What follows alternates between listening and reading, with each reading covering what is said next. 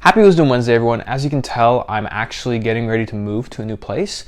And for those of you who wonder about it, how many books I haven't counted how many books, but these are about 6 fairly large boxes that are filled to the brim with books.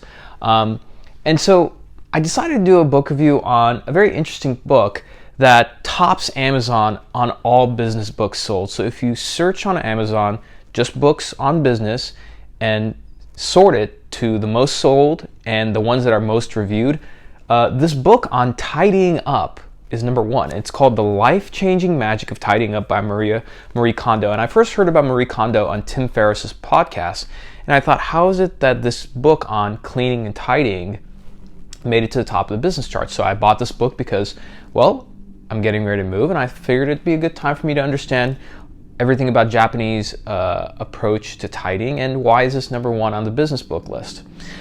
So the book is actually about tidying, but a lot more than that.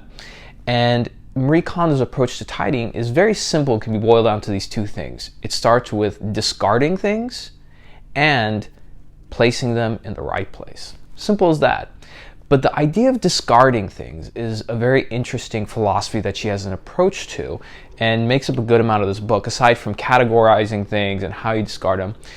And I think the approach to discarding things, not only when it comes to our physical space that we live in, but also to our life. And the way she looks at it is this. If, let's say, you want to discard a lot of clothes, what we usually go through and do is we go through and look for the things that we don't want to have and we get rid of them. And so we still end up accumulating a lot of things that sometimes we don't really need. So Marie Kondo's approach, just to say, for the example of clothing, is you take all your clothes, you put them in the middle of the room, and you start going through the clothes one by one. And you pick up a piece of clothing, and you don't say whether you would get rid of it or not. It's, does this piece of clothing bring me joy? Do I absolutely love it? And you listen to your intuition, and if the answer is yes without any justification, you keep it. And that way you go through things in life, whether it's the clothes, your books, things in your home, and other things, based on the fact of, does this bring me joy? And that way you focus on the things that make you happy, that bring you joy, that you love, regardless of what anybody else thinks.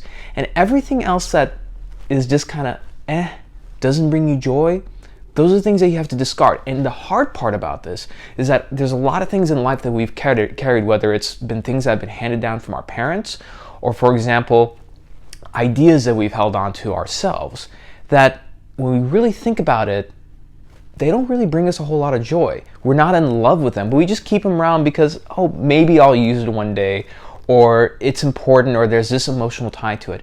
If you get rid of all of that and you focus on discarding things and pruning from your life things that don't bring you joy, it makes things a lot more binary. And I think that when it comes to making decisions, and better ones, we have a better approach and we end up with better satisfaction. We have a binary view of things, which is, does this bring me joy? Yes or no, and that's it.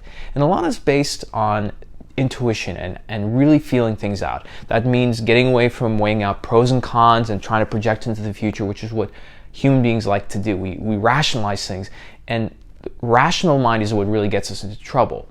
It's the intuitive mind. Your intuition is what you should really be focusing on. So there you have it.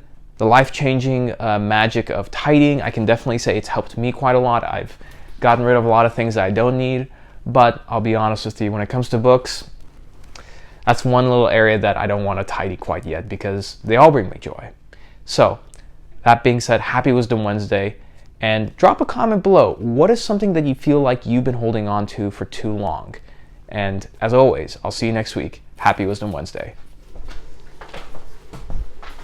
Yeah, that was good, huh?